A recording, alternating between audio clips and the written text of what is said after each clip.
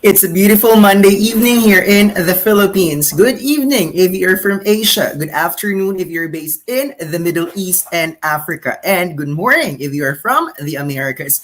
Welcome to AMN Academy, where the review center partners of AMN Healthcare International are going to give you free lessons on English examinations or next generation NCLEX. Every first and third Monday of the month, it's the turn of 9.09er English to give you free lessons on how to pass various English exams. But if it's the second or fourth Monday of the month, then it's the turn of NCLEX Review Center partners of AMN to give you free lessons on next generation NCLEX. But for tonight, we are going to focus on your English examinations most challenging subtest, and that's none other than speaking. So if you have seen the promotion for tonight, we're going to focus on the speaking subtest, which is deemed to be the most important subtest if you are a nurse planning to work in the United States of America, and that I will explain later on. But first, let's ask our live viewers for tonight. How many of you have already passed the NCLEX? Kindly type yes. I repeat, as many as those who have already passed their NCLEX, kindly type yes. Why are we asking this question? Well, that's because we always recommend nurses to pass their NCLEX first before moving on to their English examination. If you have not passed your NCLEX, focus on that first. But after passing the NCLEX, that's when you immediately prepare for your English test. And this is actually the start of the fiscal year. And we have high hopes every start of the fiscal year because historically, ever since I started teaching IELTS in 2006, there is always a movement forward every start of the fiscal year. And yes, if you have seen the post of AMN Healthcare International, the visa bulletin already moved forward for the upcoming fiscal year. So this is really good news because it's going to ignite the interest of nurses once more to pursue their dream of going to the United States of America. Now, let's take a look at the responses of our live viewers. Okay, pardon me for I have to look at my phone from time to time. That's because I'm all by myself and this is a live session. So I have to look at the responses of the live viewers. So Kasenye Ivy passed NCLEX. Congratulations. Fuamba Lutigard passed NCLEX. And we have Patricia Camille Sanchez Ocampo and Angela Diaz Carbonell, who already passed the NCLEX. And why is that an important question? That's because after passing the NCLEX, you move immediately to your English examination.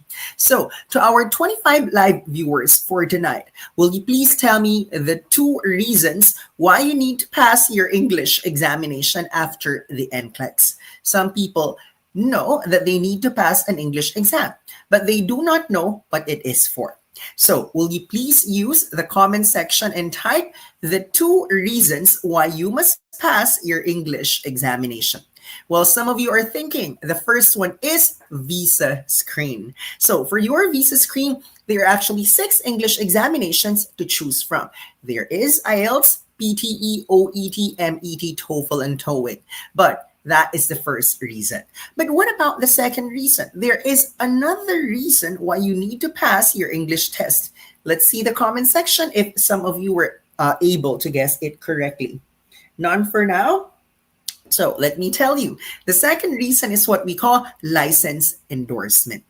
Guys, what state boards of nursing require you is to pass an English examination in order for you to work in that particular state.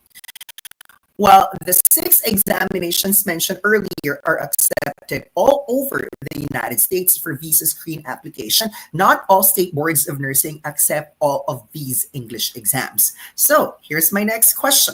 Of the 6 English examinations mentioned, there's IELTS, PTE, OET, MET, TOEFL, and TOEIC. Which English exam? The only English examination accepted literally by all state boards of nursing. I repeat, if there are 6 examinations accepted for visa screen, there is only 1 English test accepted by all state boards of nursing. That's none other than, drum roll please, let's see if someone was able to get it correctly.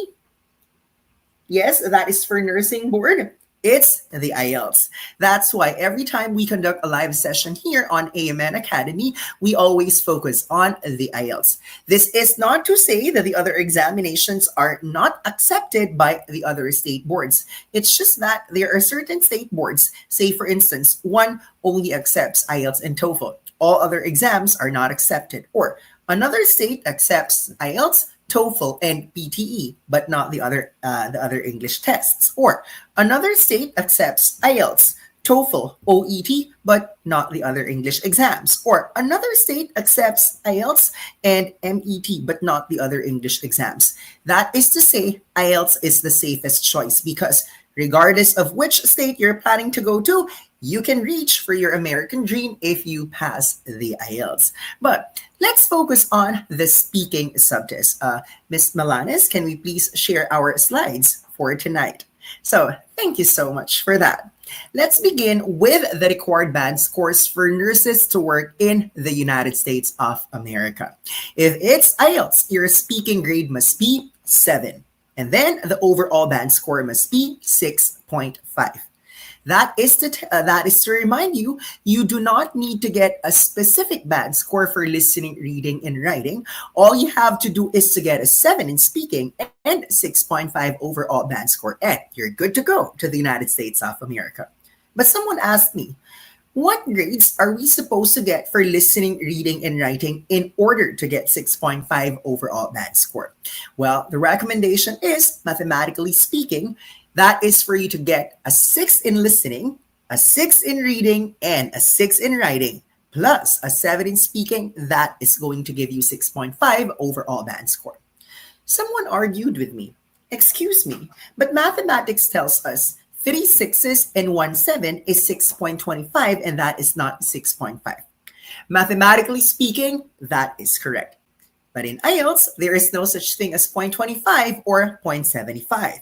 In IELTS, it's just 0.5 or 0.0. That's why the moment you get an average of 6.25, that is going to be rounded up to 6.5. So getting 7 in speaking and 6 in the 3 other subtests, that will give you 6.5 overall band score. Welcome to the United States of America. But what about the other English examinations like the OET? This is just for you to have an idea that for OET, there is no such thing as overall band score. So you need to get a specific grade for all 4 subtests. Speaking must be B or 350. And then listening, reading, and writing, that's C plus or 300. Notice, in IELTS, you don't have to pay much attention to listening, reading, and writing, but in OET, you need to get a particular band score for listening, reading, and writing. So that in itself is going to tell you that IELTS is preferred simply because you are not supposed to pressure yourself studying for listening, reading, and writing because these 3 components do not necessarily require you to get a particular band score. Unlike in OET that you have to devote time to practice for your listening, reading, and writing. But now, let's move on to another English examination, and that's the Michigan English Test. Like the IELTS, all you have to do is to get a specific grade in speaking and overall band. So for speaking in MET, that's 55 over 80, overall band score 55 over 80, and like IELTS, no definite grade for listening, reading, and writing. But what about PTE? PTE is unique because it's the only English examination that requires a specific grade for all 4 subtests and overall band score. Overall band must be 55 and it's 50 per subtest. Notice, for almost all of the English examinations mentioned, it's usually speaking that requires highest grade, right? Like in IELTS, speaking must be 7 and then lower grades for listening, reading, and writing. For OET, higher grade in speaking and then lower grades in listening, reading, and writing. For MET, the same. 55 in speaking and then any grade for listening, reading, and writing. That's why when we were thinking of a specific topic for tonight's Facebook Live session, I thought, since I'm by myself, I have no guests for tonight, and Sir Brian is not around tonight, the British Council is not present tonight, why not focus on a subtest that requires a higher grade as compared to the others? And since IELTS is the only English exam accepted by all states, let's focus on speaking.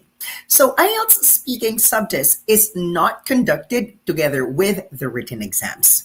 Always remember, everyone can listen, read, and write all at the same time. But not everyone gets to talk all at the same time. That's why there is a specific schedule for every candidate in the speaking subtest. And this is the good news with IELTS. You're not talking together with the other examinees. In a different English examination like PTE, there are 15 to 20 candidates talking all at the same time in the computer lab. And to be quite honest, our PTE passers complained to us and informed us, sir, the problem that we encountered in the room, people are competing with each other when it comes to voices. They have to make it loud enough so that they won't be distracted by the other candidates, so that they cannot hear the other candidates while the speaking test is going on. Fortunately for IELTS test takers, this is never going to happen in the IELTS, because in IELTS, it's just you and the examiner inside the speaking room if speaking is done face-to-face. But if you live in certain countries where the only option is video call speaking, then it's just you inside the speaking cubicle. And where is the examiner? Other side of the world.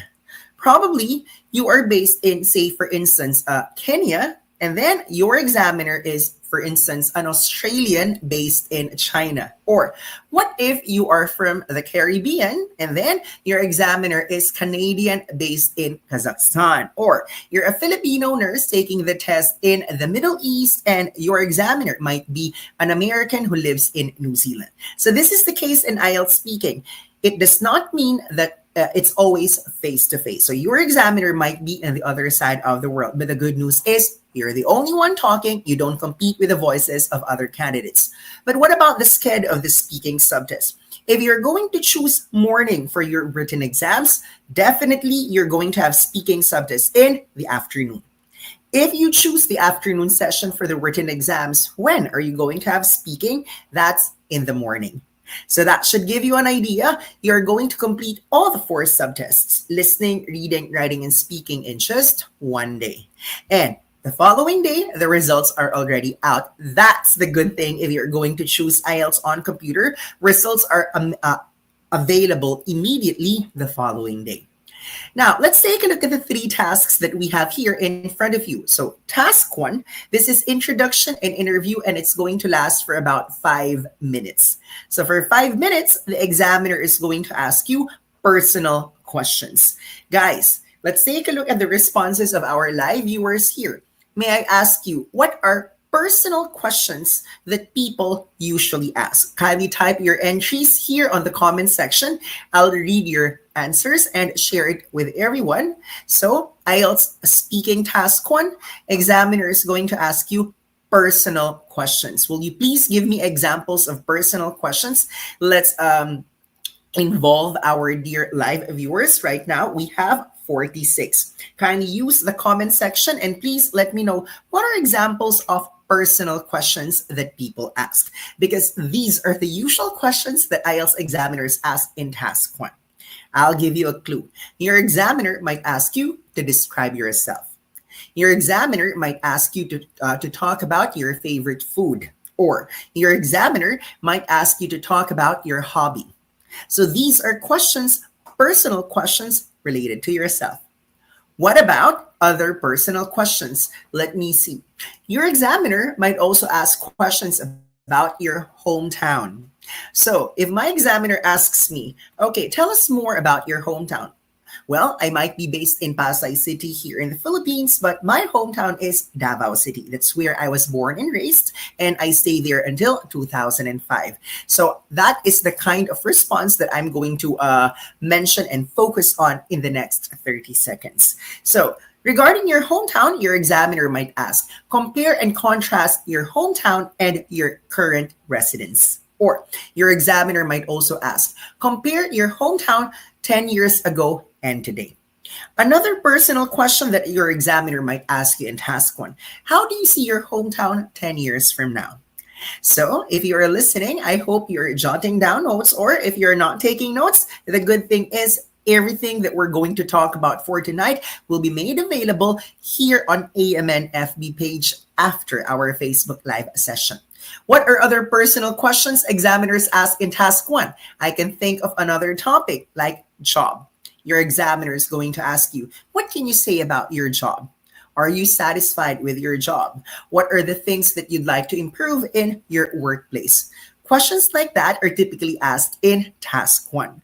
So guys, for task 1, there is no preparation time. You talk immediately after you are asked. So the moment you are asked, you open your mouth and you start talking as there is no preparation time. And some nurses are complaining, how come there is no preparation time for task 1? Remember, these are personal questions and you're supposed to know the answer to these questions because like what I've said, they are personal, no right or wrong answer. And this serves as warm up.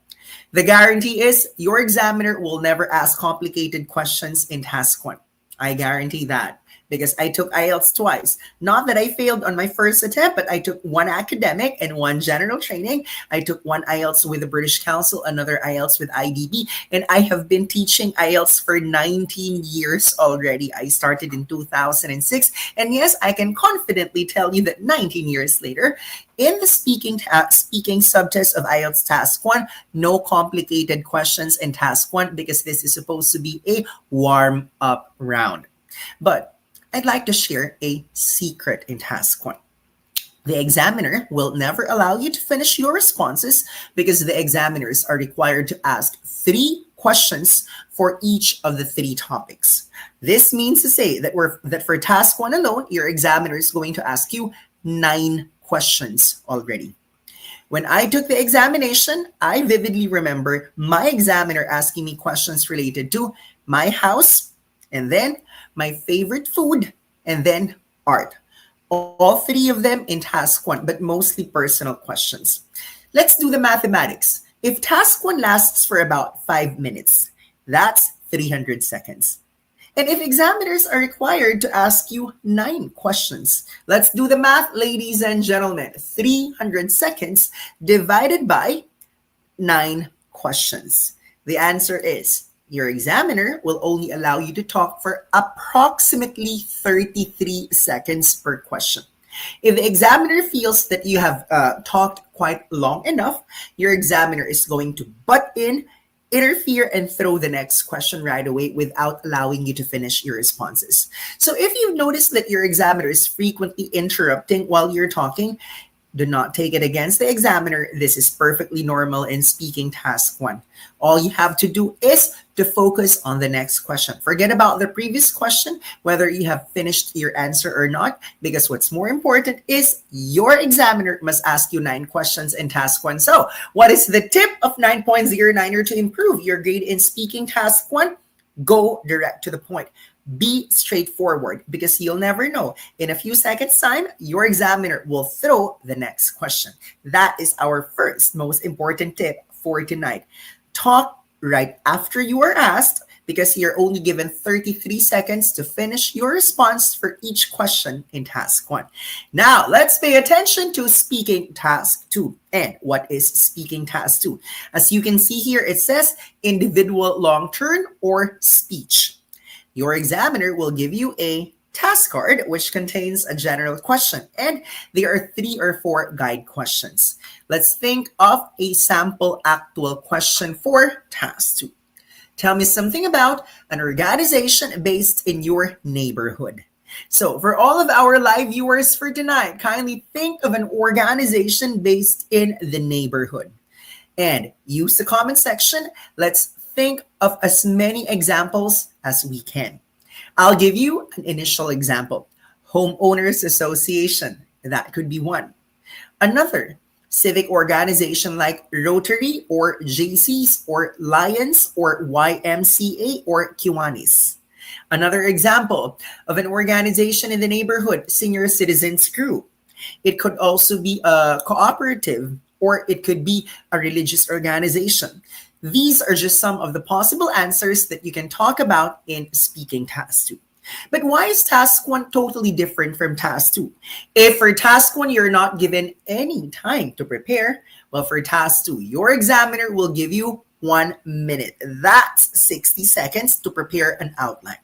So your examiner will give you a piece of paper, and a pen. You can write your outline, use this as your guide while you're talking later on. Yes, you can look at it from time to time, and your examiner is not going to confiscate that. That's 1 minute preparation time, and for the actual delivery, minimum of 1 minute, maximum of 2 minutes. Now, what is going to happen if you fail to reach 1 minute? Penalty. Okay? Always remember that you're going to get a lower mark if you fail to reach the first minute in speaking task 2. That's why the goal of all IELTS speaking examinees worldwide is to reach the second minute. That is the finish line. But by the second minute, finished or not finished, stop talking. Congratulations, you reached the second minute. So if for task 1, the examiner will interfere, it's best that you go straight forward. But for task 2, you need to reach the second minute, and you will realize that this is the longest 2 minutes of your life. No wonder why we have another tip for speaking task 2. This time around, in speaking task 2, we want you to be the most talkative person in the world, providing as many details as you can. That's an entirely different tip in task 1, right? Because for task 1, you have to keep it short and simple. But for task 2, the only way for you to reach the second minute is to provide more information, as many details as you can, so that you'll reach the finish line of 2 minutes. Now, let's move on to task 3. And this is what we call the follow-up round, or the two-way discussion. Like task 1, it also lasts for about 5 minutes. Like task 1, there is no preparation time. So only task 2 will allow you to prepare for your answer. Task 1 and task 3 are extemporaneous. But if personal questions are asked in task 1, what questions are asked in task 3? Task 3 questions are the follow-up questions to whatever answers you have given in task 2. So if you've discussed a complicated topic in task 2, like globalization, you've mentioned ecotourism, you brought about space traveling, well, you're only digging a hole, because in task 3, your examiner will ask you follow-up questions based on whatever topics you've mentioned in task 2. What is our tip for task 3? In task 2, avoid complicated responses so that you won't be asked complex questions in task 3. And in task 3, this is when you show the examiner that you are smart. If you can give more intelligent responses as compared to your task 1 and task 2, so much the better, because this is the last time to convince your examiner that you deserve that 7 in the speaking subtest. So ladies and gentlemen, in a nutshell, that's the format of the speaking test. Perhaps we can move on to the next slide now, so that we are going to focus on the tips, how you can improve your grade in the speaking subtest. Initially, what you see here is a comparison of seasoned examiners in speaking versus scripted examiners in speaking. It is important to understand this one so that our approach in answering the questions will be based on the kind of examiner you are assigned to. But before we talk about this slide, let's take a look at some of the comments of our live viewers. We have 45 live viewers right now. And let's go back to the responses of our live viewers. Giovanni over here is taking OET. Matias Carlo Mangayan is taking IELTS together with Angela Diaz Carbonell. Now, we have certain live viewers who gave sample responses when I asked what are personal questions that the examiner will probably ask. So yes, tell me something about yourself. You are correct, Miss Madel Bautista Vizconde. And we have another response here. What are your hobbies? Thank you so much. Yeah, as in Tewa. I hope I was able to pronounce that correctly. And we have another personal question here from Eileen de Torres. Where do you live? Yes, that's also a common question in IELTS speaking task 1. And then, what do you do during your free time? Yes, that's also a personal question, which is quite common in IELTS speaking task 1. So as you can see, task 1 questions are not intimidating because probably you already know the responses to these questions. Now, what 9.09er does, we have compiled the most common questions and they can be located on your 9.09er dashboard. No wonder why AMN sends the nurses to us for free review. Qualified nurses don't have to think of spending anything for their English examination because AMN sponsors the review of the qualified nurses. So after your NCLEX, you're sent over to 9.09er. We have compiled the questions for you. They are in your dashboard and they are also model responses. All you have to do is to practice answering these questions during the live one-on-one coaching and speaking. And that's the reason why AMN Healthcare International chose Niner. That's because we are not relying on YouTube videos for you to improve your grade. We rely on human coaches that are going to evaluate your fluency, your vocabulary, your grammar, and pronunciation, and will give you the go signal if you are ready to take the examination. We also submit regular monitoring report to AMN for AMN to know who are religiously reviewing for their examination. And we have here Arlene David, who gave Citizens Club as an example of an organization based in the neighborhood. So thank you so much for your contribution. Now let's take a look at seasoned versus scripted examiner. Let me just use my glasses so that I can see the bullet points here. So seasoned examiners ask a lot of questions. And how many questions are considered a lot? Task 1, 9 questions. Task 2, 1 question. And then task 3, minimum of 5 questions. So if your examiner asks at least 15 questions in the entire speaking examination, probably you're assigned to a seasoned examiner. And because they ask a lot of questions in 11 to 14 minutes, they will never allow you to finish your responses. When I first took the examination, I recall that my examiner shifted from house to food to art. We call her a seasoned examiner. That's because seasoned examiners hop from one topic to another. And whatever detail you provide, they're going to use that as basis for the follow-up question. Now let us move on to the scripted examiners. As the term script implies, these examiners rely on the template provided to them. So they look at their guide and ask exactly the same questions. So most of the scripted examiners ask few questions, like how many? All throughout the speaking examination, 10 to 12. How come they ask fewer questions? That's because they wait for you to finish talking before they ask the next question, and they just stick to one topic. So if the first question is related to animal, expect that all throughout the task, all questions will be related to animal. Is this a good thing or a bad thing that the examiner focuses on one topic? Kindly use the comment section, good or bad. But while you're thinking, one reason why we say it's good, if you're familiar with the topic, then you can surely answer all of the questions for that particular task. That's because you know a lot about the topic that you're talking about. But the bad thing is sometimes you run out of ideas because what else are we going to talk about food in 5 minutes? Or if it's a topic that you're not really familiar with, say for instance, sports, and you are not an athletic person, you might not be able to express yourself when questions come out in an unfamiliar topic. So luckily, 9.09er has compiled more than 2,000 actual speaking questions, and they are found on the dashboard. What's the good news? Actual questions are just recycled. They come out again and again and again. That's why it's best that you maximize your 9.09er online review dashboard. Go to the unlimited IELTS review package on your dashboard and then proceed to the materials folder, and you will see there a wealth of resources. Go to the speaking portion for you to download the 2,000 questions, and don't be surprised if you also see the model responses there. Now, in the actual examination, 80% of the examiners are considered seasoned. That's why during our one-on-one coaching, our instructors at Niner ask a lot of questions, don't stick to one topic, will never allow you to finish your responses. That's because it's the case 80% of the time in the actual exam. But to shake things up, some of our coaches become scripted examiners at times, like 20% of the time, because that's the probability that you will encounter a scripted examiner in the actual exam 20% of the time. So what's 9.09er's tip to improve your speaking here?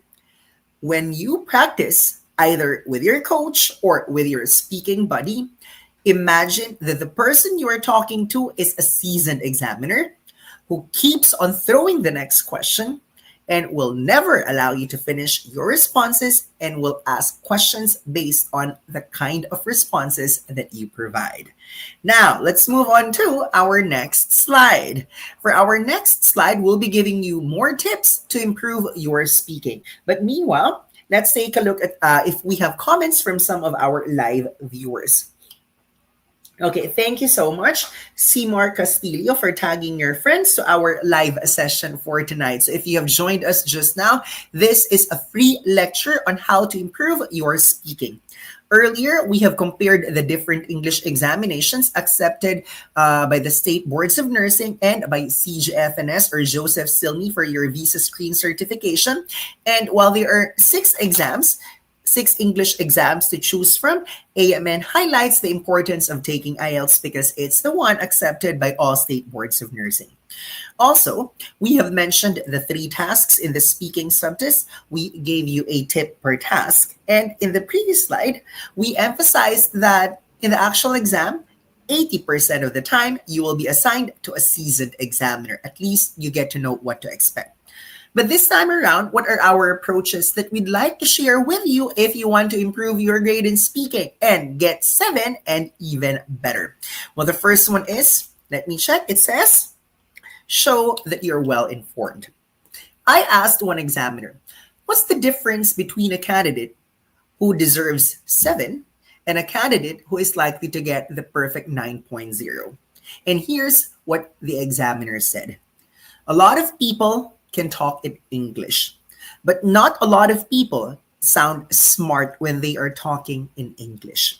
That is why if you want the highest possible grade in the examination, show intelligence. And how do you do this? In the actual examination, you can base your answers on research findings. You may also quote authors. You may quote writers on the internet, or you may share an article that you have encountered in, say, for instance, Time Magazine or Reader's Digest. It's important to show the examiner that you read a lot. Because once again, that is the difference between someone who's going to get a 7 or a 9. Before that, let me just move this laptop so that you cannot hear the sound coming from the other laptop. One moment, please.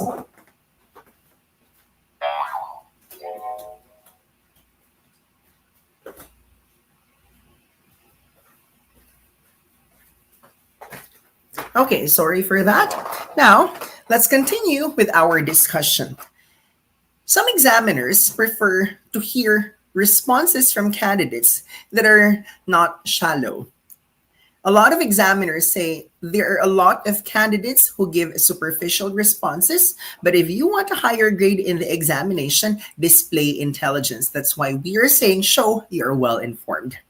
Now, let's move on to the second bullet point that we have here. And it says, okay, out of the box responses.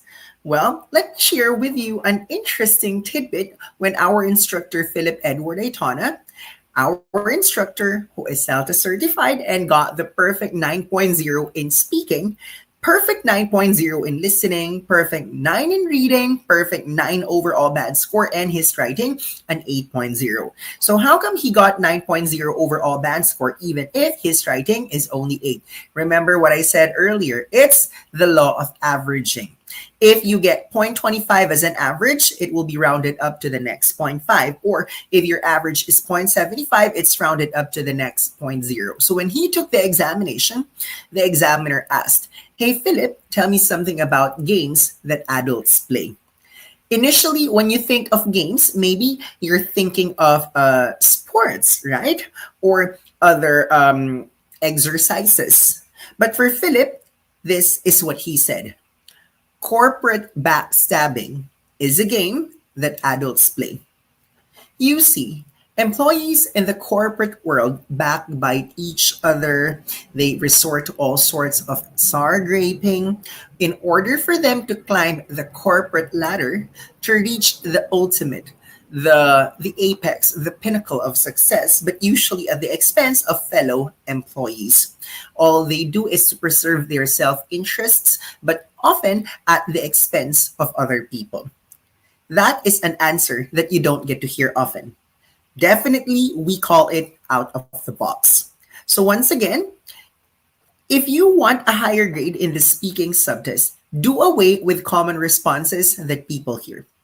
Think of something that you feel the examiner has never heard before. It doesn't have to be as colorful as corporate backstabbing. You can just be unique with your responses. Say, for instance, if you're asked about your favorite flower, avoid rose. Guys, will you please give me examples of non-traditional answers that are not common? Maybe you can say rafflesia. Maybe you can say dandelion. Maybe you can say tulip. It's not as common as rose, right? So I'm giving you an idea that it's not enough that you open your mouth. You think of responses that examiners have never heard before. And that is another pro tip if you want to get a higher grade in the speaking subtest. Let's move on to the third one. It says go non-traditional. Going non-traditional means going the opposite of what most people are likely to ask you. Example, the examiner asks you, is it important to celebrate birthdays? And then most people are going to say, yes, it's important to commemorate the day that one person is born. That's why it calls for a celebration. We have to call friends to gather together and so on. It's just that this is the answer that 90% or 95% of the candidates are going to say. So instead of doing it that way, maybe you can say something like, well, for me, there is no point in celebrating birthdays because maturity does not necessarily come with age. So there is no reason for us to gather together to celebrate the coming of age or another year if this person has not grown to become a better person. Again, there is no moral judgment whatsoever of your answers in the speaking subject because there is no right or wrong responses. What's more important, you're able to articulate your thoughts and you avoid grammatical mistakes. And if you want to get a higher grade in the examination, give answers that examiners don't get to hear often. And we have one last tip here. And let's take a look first at the responses or comments of our live viewers before we move on to the last bullet point. Okay, Taurus the Eileen said chrysanthemum. So this is a flower that's equally interesting, and maybe it's not discussed every so often. All you have to do is to think of something that you are familiar with. You can for sure speak your heart out, but don't stick to the answers that other candidates are likely to say first. Why am I saying this? In one day, IELTS examiners interview up to 25 people, approximately 2 or 3 per hour. So they work for 8 hours nonstop. If they hear the answers that they've already heard from, let's say, the first 10 or the first 15 candidates, they are not going to pay attention to you anymore. Remember, the burden to listen to you is not on their shoulder. The burden is on your shoulder to convince your examiner that you're worth listening to. And it's not to convince the examiner that you are right or you are wrong. It's to convince the examiner that you are capable of communicating. So all you have to do is don't be shy, be spontaneous.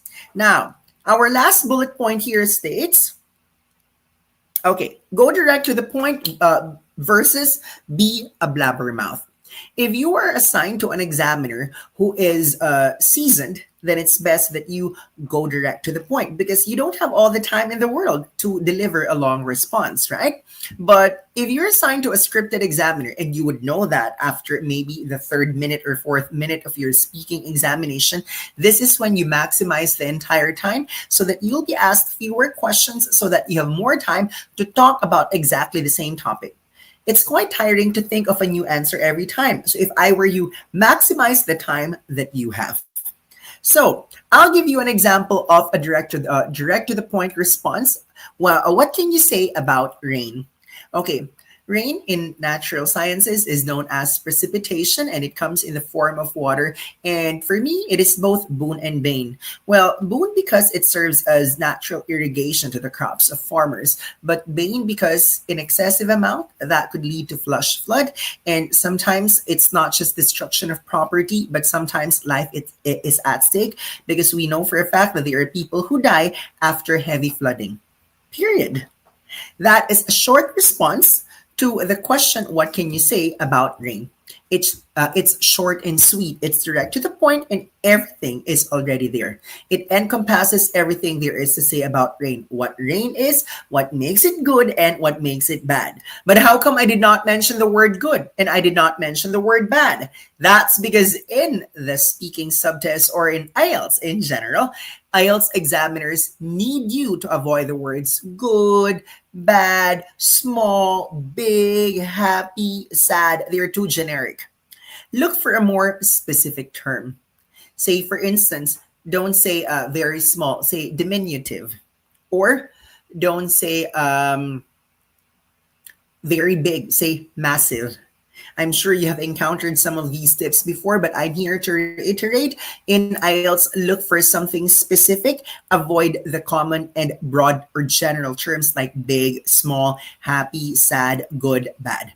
What if your examiner allows you to finish your responses? So this is when you become a blabbermouth. You say everything there is to say about that particular topic. If you want, you can even deliver 2 to 3 minute responses per question so that you'll be asked less than 10 questions, right? At the end of the day, we do not want to impose that you apply all of them in the actual examination. Try practicing these strategies and stick to the strategy that works best for you. Remember, what may be effective for Maria might not be effective for Juan and vice versa. So what Niner does is to offer you with an array, okay, an arsenal of weapons. It's up to you to decide which of these works best for you in the actual examination. And do we have another slide? I think that's the last slide for our discussion for tonight. So once again, I would like to thank everyone for staying with us in the last 35 minutes of our discussion. We focused on the format of the speaking subtest and how you can do better in the actual examination so that you'll get the required band score. Once again, you need to pass an English examination after your NCLEX. If you have not passed your NCLEX yet, focus on that first. Now, it's the start of the fiscal year this October 1, so we expect movement in the visa bulletin in the next 3 to 4 months. That's why if you have not passed your English examination yet, but you've passed your NCLEX already, please pass your English examination before January 1 so that we expect improvement. We expect progress in your visa application if you have passed both your NCLEX and your English test. And for your English examination, don't forget it's IELTS that 9.09er and AMN recommend, knowing that it's the only English exam accepted in all states. If you missed the entire discussion for tonight, we have a book. This is our IELTS speaking guide. Ideal if you need model responses and if you want to know the most common questions in the speaking test. Available on Shopee if you're in the Philippines, available on Amazon if you're based outside the Philippines. And if you've missed all the tips and the strategies that we have shared in the last 30 to 35 minutes, all you have to do is to visit the FB page of AMN Healthcare International, and from there you will see the recorded version of what we talked about for tonight. This is just a sampler of what or how we do our review sessions. So 9.09er conducts live lectures every day. That's Monday to Sunday from as early as 9 a.m. Philippine time all the way to 11 p.m. Philippine time. And if you're not available live, we have recorded lessons and our dashboard has a compilation of a lot of review materials. And for the speaking subtest alone, more than 2,000 questions and sample responses. But if there is something that AMN would like you to capitalize, it's our daily one-on-one coaching available from Monday to Sunday. Slots are available round the clock. In 2 weeks' time, most probably it's Sir Brian's turn to do the AMN FB Live session. But before that, I would like to promote the upcoming show of AMN Healthcare International Onwards and Upwards show this Friday. And we are going to talk about immigration updates, latest updates with the upcoming new fiscal year. So don't forget, that's this coming Friday, Onwards and Upwards show. If you need help with your NCLEX, join AMN Academy every second and fourth Monday of the month at 9 p.m. Philippine time. But if it's English examination that you're focusing on now, it's 9.09 or English turn to do live lectures every first and third Monday of the month. We would like to thank everyone at AMN, Miss Milanes in particular, and to our dear nurses who always support our Facebook Live sessions here on AMN FB page. Once again, thank you for your time, and we hope to see you in our next Facebook Live session. Good night and bye-bye.